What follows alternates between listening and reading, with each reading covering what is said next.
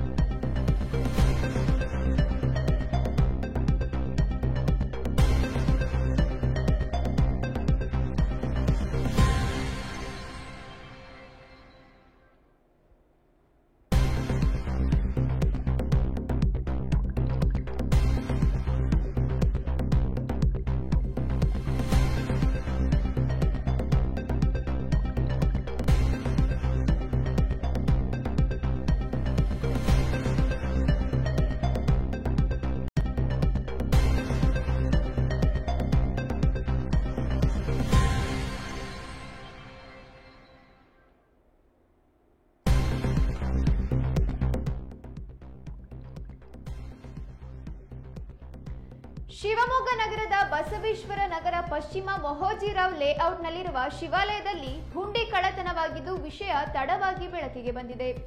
ದೇವಾಲಯದ 2 ಬಾಗಿಲುಗಳನ್ನು ಮುರಿದು ಒಳ ಪ್ರವೇಶಿಸಿದ ಕಳ್ಳ ಹುಂಡಿಯನ್ನ ಕದ್ದಿದ್ದಾನೆ. ಆದ್ರೆ ಹಿಂದಿನ ದಿನವೇ ಹುಂಡಿಯಲ್ಲಿದ್ದ ಹಣವನ್ನ ದೇವಸ್ಥಾನದ ಮುಖ್ಯಸ್ಥರು ತೆಗೆದಿದ್ರು. ಬಂದ ದಾರಿಗೆ ಸುಂಕವಿಲ್ಲ ಎಂಬಂತೆ ಕಳ್ಳ ವಾಪಸ್ ಆಗಿದ್ದಾನೆ.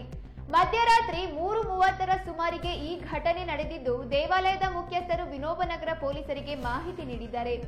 ಸ್ಥಳಕ್ಕೆ ಆಗಮಿಸಿದ ಪೊಲೀಸರು ಪರಿಶೀಲನೆ ನಡೆಸಿ ದೂರು ದಾಖಲಿಸಿಕೊಂಡಿದ್ದಾರೆ. ಸದ್ಯ ಘಟನೆಯ ಸಿಸಿಟಿವಿ ದೃಶ್ಯ ಕನ್ನಡ ಮೀಡಿಯಂಗೆ ಲಭ್ಯವಾಗಿದೆ.